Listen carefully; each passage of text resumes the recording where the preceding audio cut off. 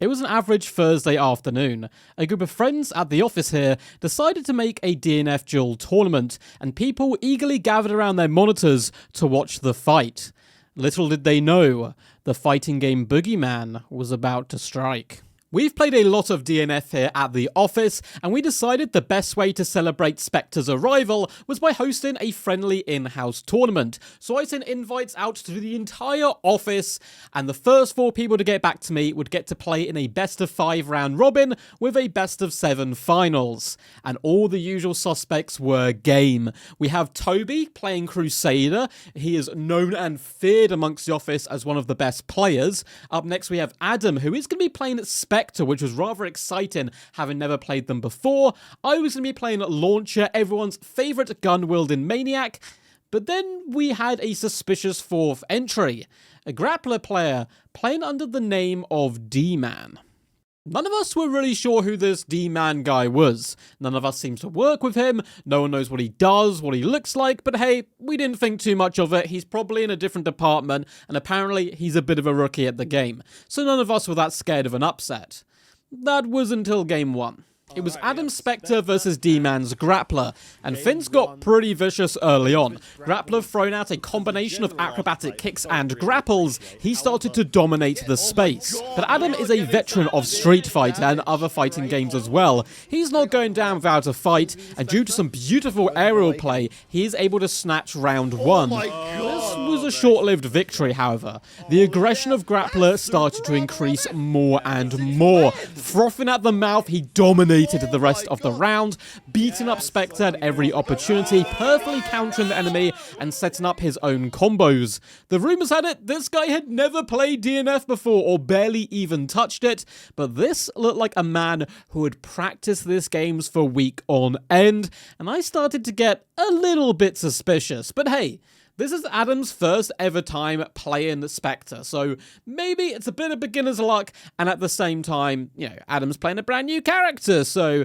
there could be a little thin here. That suspicion, though, certainly started to grow as we went into the later rounds. Round 2 kicked off, and the players were at each other's throats. Adam, in particular, was a fan favourite, leaping into the air, using acrobatic strikes to try and sneak up on his opponent, but no matter how many times he hit Grappler, when the smoke settled, Grappler would still be standing there, waiting. Just patiently waiting, ready to strike and punish he did, taking a 2-1 advantage in the next round and really starting to assert his dominance on the battlefield. We were all getting a little worried now. Adam had to win back-to-back rounds in an attempt to get back into this, and he masterfully pulled off a beautiful execution of his awakening move. He was baiting out charges as well to try and punish his opponent, but no matter what he did, Grappler would always find a way to win. Every match went 2-1. They were incredibly close, but no matter what Adam did, Grappler still somehow always came out on top. We were all getting a little worried now of this D-Man, but I didn't have any time to do any research because I was up next against his Grappler. And Launcher into Grappler is not a fun matchup. Probably my second least favorite matchup in the entire game. And I was going to have to test my mettle against this mysterious D-Man. Our suspicion of D-Man did start to waver a little bit though. I was able to take the first set 2-0 with some nice slide plays to take the aggression out of Grappler's play and combo them in to some big damage moves. The games were close, but I was able to take the victory. This is where things start to get a little suspicious. D-Man started pulling off some absolutely crazy combos, and our games got incredibly close. I'd won the first set, D-Man won the second 2-0, I won the third 2-0, he won the fourth 2-0, and that came all the way down to the 5th game. Now, I'm not the greatest DNF player of all time. Hell, I'm not even one of the best launcher players of all time, but I've played my fair share, and I know a practice player when I see one. He was pulling off combos I've never seen any grappler player move before, and I was starting to get incredibly nervous.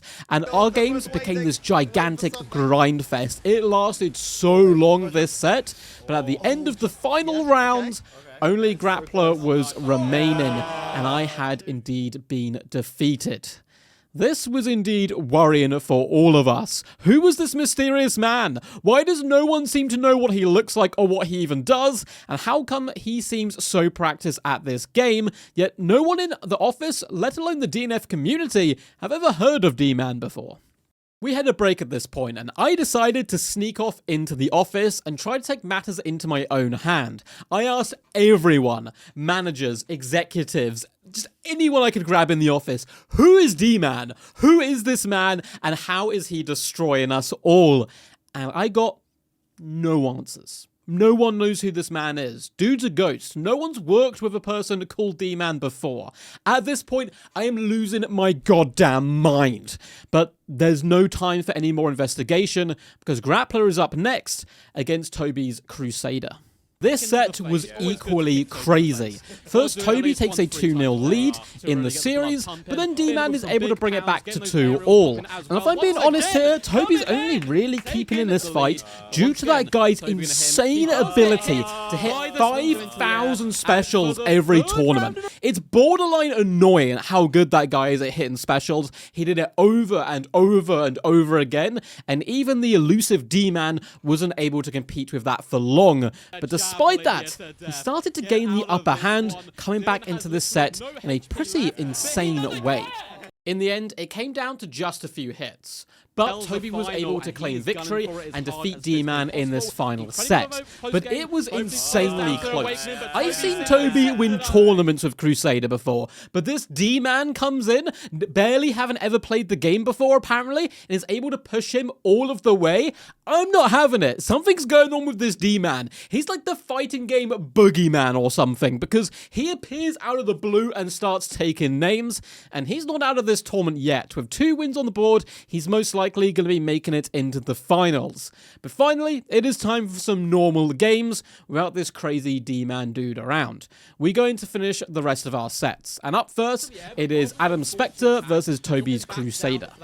Adam does extremely well here. He is pushing Toby all the way and really making him run for his money. Despite having never played Spectre before, he's really got Toby on the back foot. And Adam's crowning moment comes in the middle of their set, where he lands an extraordinarily beautiful awakening attack before following up with a lovely bait and switch, wiping out his opponent from afar by clipping his heels. But Toby's experience with the big man does pay off in the end, and he is able to see out this series and take down Adam Spectre. It was certainly a fight, but Toby is still Toby, and Crusader is still Crusader.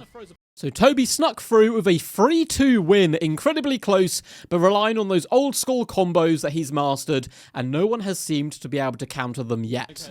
Up next, it was Adam Spectre versus my launcher. This series wasn't too crazy. Trying to learn a new character like Spectre on the fly is incredibly tough. Doing that on live stream is even tougher. Doing that in a tournament against a launcher character who can zone you is even tougher than that. And it did show a little bit. I was able to take this 3-0 all round. My opponent using some lovely mobility to zip up into the air and strike down from unexpected angles, but once you are able to figure out the mobility of Spectre, I could counter it with some diagonal lasers and big kicks to the dome. This was an incredibly fun matchup though. It all comes down to, can the launcher player predict the mobility of Spectre and where they're going to land, set up a big missile so it intercepts them as they come down for their big final strike. I am going to show you this full clip of this round though, because it is my favorite and crowning achievement of the tournament.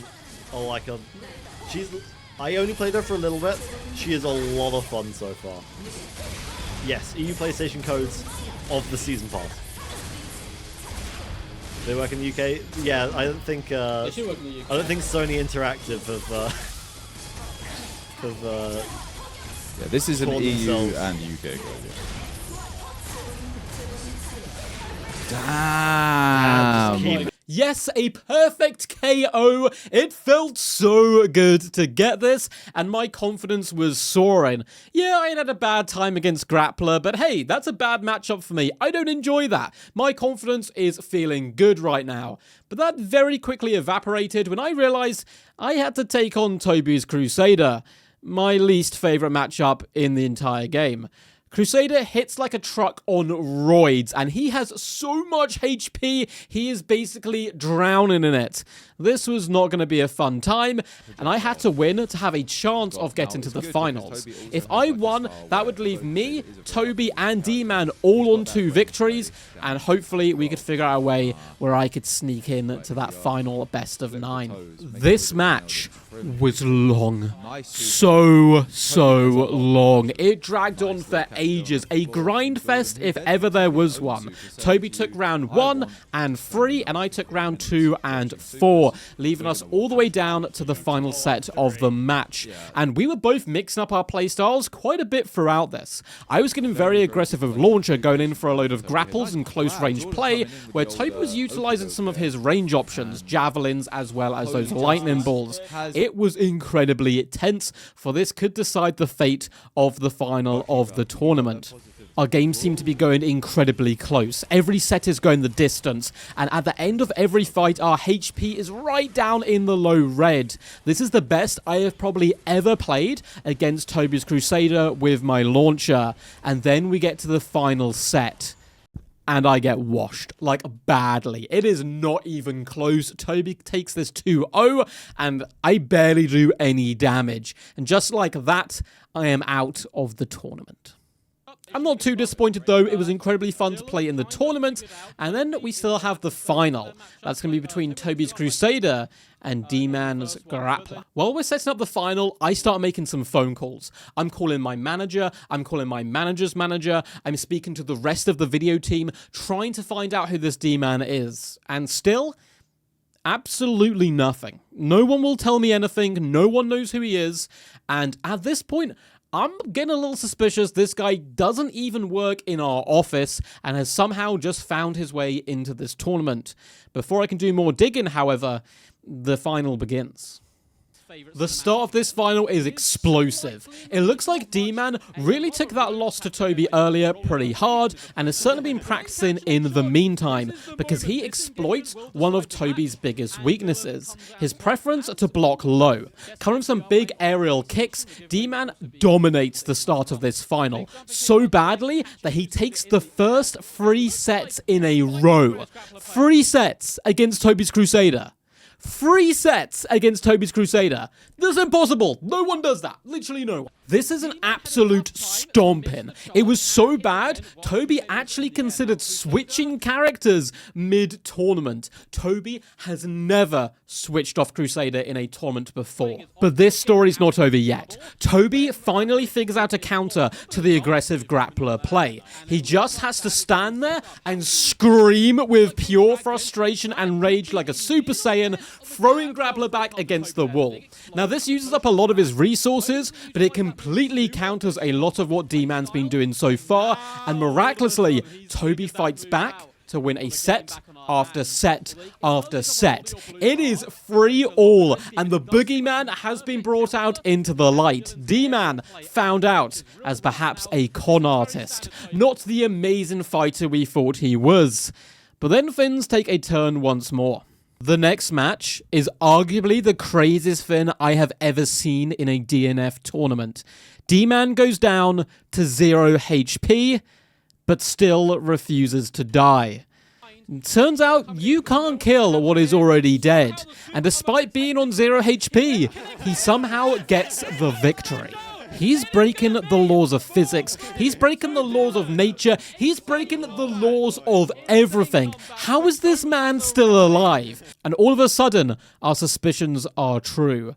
D-Man is no normal man. He truly is the boogeyman of the fighting game community. And he takes that victory, the impossible victory with 0 HP, and uses it to destroy Toby. Toby's morale crumbles. An impossible defeat leads to yet another defeat, and D-Man, the grappler, is victorious, winning the match 5-3 and claiming victory. This was a super fun tournament and went really well, so we're definitely looking to do some more again in the future, so make sure to follow us over on Twitch if you want to catch the next one. At this point of the video, I assume you want me to tell you who D-Man is. What's the big reveal? The problem is, I I just don't know. I still don't know who D-Man is. This guy just disappears as quickly as he appeared, taking names and the tournament. No one in the office has heard a single thing. I can only assume he is currently in different fighting game tournaments, also taking names. Now, one of our viewers was able to catch a very brief glimpse of what D-Man could possibly look like. I'll show it on the screen now. It's not much to go on, but it's all we have. So if you see this man or anyone called D-Man entering a tournament near you, be warned, for the boogeyman is upon you, and there is no survival.